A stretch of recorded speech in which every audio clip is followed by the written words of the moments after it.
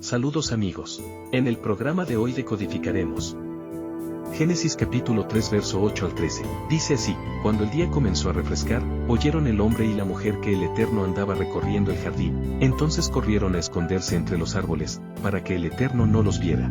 Pero el Eterno llamó al hombre y le dijo: ¿Dónde estás? El hombre contestó: Escuché que andabas por el jardín, y tuve miedo porque estoy desnudo.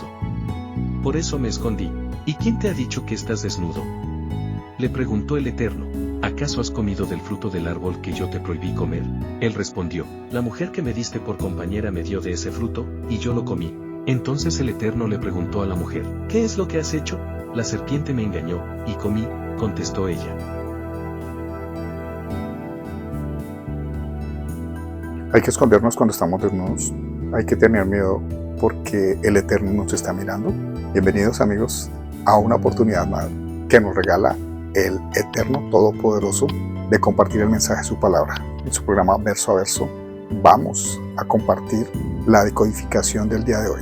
Así que dispóngase porque es el mejor momento para hacerlo. Vamos a decodificar la vida.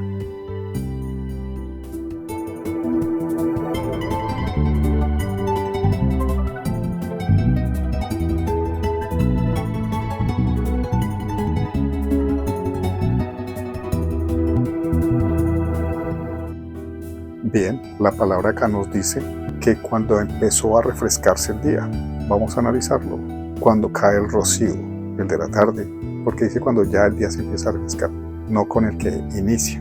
Habían pasado los acontecimientos que estudiamos en el programa anterior. La serpiente había llevado a que Eva fuera tentada, comiera el fruto y lo compartiera con Adán. Dice que se estaba moviendo el Eterno en medio del jardín. Cómo se mueve el aliento del Eterno. Lo veíamos en el programa anterior donde hablábamos del Ruach HaKodesh, del aliento del Eterno. Bien, aquí buscó al hombre y aunque el Padre Eterno sabía lo que había pasado, quería ver la reacción que tendría el hombre y lo llama. Y entonces él dice que sintió miedo porque estaba desnudo. Habíamos hablado hace 2 programas que la desnudez no tenía nada de malo, que ya después de que se peca, que se desobedece, ya la desnudez tiene una otra responsabilidad delante de la presencia del Eterno. Aquí el hombre empieza a sentirse mal. Le pregunta al Eterno: ¿y quién te ha dicho que estabas desnudo? Y el Eterno lo confronta y le dice: ¿acaso comiste del árbol del que te dije que no comieras? Y el hombre, en una forma irresponsable, dice: la mujer que tú me diste, ella me dio a comer de ese fruto. Ella. No se dice: si yo desobedecí, Padre, la mujer también desobedeció. No, le echó la culpa a la mujer y entonces el Padre Eterno llama a la mujer. Y la mujer dice: si fui tentada, la serpiente me engañó. La mujer ya se había dado cuenta que había caído en un engaño. Se había dado cuenta que las circunstancias la habían puesto en una situación en su contra. La mujer reconoció que la serpiente no fue honesta con ella, que jugó con ella, que se aprovechó y la hizo caer en esta situación. Y aquí es donde vamos a decodificar. ¿Qué es más sano? No saber o saber y evitarlo completamente. Porque los niños no cometen esta clase de errores porque no conocen la malicia, no conocen el efecto que tiene la maldad. Pero algunos ya han crecido y lo alcanzan a conocer, pero se les ha edificado, se les ha enseñado, se les ha explicado y se han apartado de estos comportamientos. ¿Cuál es la mejor posición? Vamos a decodificar la mejor posición. Antes que sucedan las cosas, nosotros debemos dar el conocimiento. ¿Cómo nos vamos a guiar? Conforme lo hace el manual de instrucciones. Hay circunstancias que nosotros no hemos vivido, pero eso no quiere decir que no las podamos confrontar o que no nos vamos a apartar de ellas. Sencillamente, a nuestros hijos les podemos decir: tenga cuidado cuando se presente una circunstancia como esta. No necesariamente tiene que ver con la desnudez.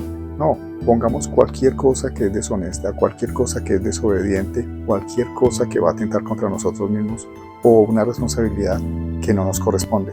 Entonces, si yo le doy la instrucción al niño, le explico la circunstancia, así él no tenga la malicia para buscar que esto suceda, tan pronto se le acerque una circunstancia de este índole, de este calibre, él sabrá cómo reaccionar conforme a la enseñanza que le hemos dado, como ha sido la palabra, y es edificado y será apartado. Aquí la serpiente esperaba poner entredicho a la mujer y al hombre, porque les puso la trampa, porque ellos desconocían lo que iba a suceder. Pero nos damos cuenta que el plan del Eterno es misericordioso. Y los dos confesaron, aunque la forma en que los dos se descargan de la culpa, porque el uno le echa la culpa al otro y la mujer le echa la culpa a la serpiente. Pero hay que reconocer que si cometimos un error, así no haya sido culpa de nosotros, haya sido culpa de alguien que se dejó usar por la serpiente, hay que ser edificado y hay que afrontarlo, no escondernos, poner la cara, aceptar nuestras culpas. Démonos cuenta que la serpiente no estaba de frente al Eterno en este momento. La serpiente había desaparecido del panorama y los que estaban afrontando a Adán estaba escondido.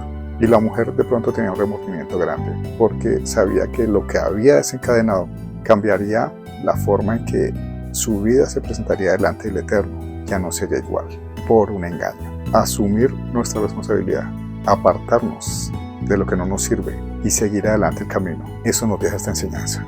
¿Qué le va a suceder a la mujer? ¿Qué le va a suceder a la serpiente? Esto lo vamos a dejar para el próximo programa, seguirlo decodificando. Les aseguro que la conclusión nos va a dar mucha solidez para que entendamos y decodifiquemos lo que es el propósito de la vida y la lucha que tenemos contra la maldad. La lucha que nosotros tenemos por imponer el manual de instrucciones en nuestra vida para que fluya y no pueda hacernos mella la maldad como lo quisiera el maligno, como lo quisiera la serpiente. Tenemos que definir las facciones, el bien y el mal. No podemos estar en un término medio. Tenemos que estar parados en una posición donde vamos a afrontar nuestras responsabilidades, nuestras culpas, pero también nuestra inocencia. Así que, amigos, como lo enseñaba en el capítulo anterior de nuestra serie Mesías, alguien hablará por nosotros y fluirá a través de nuestra boca y será el aliento del Eterno, del Ruach HaKodesh. ¿Quieres saber más? No se pierda nuestro siguiente programa, porque aquí siempre vamos a decodificar la vida.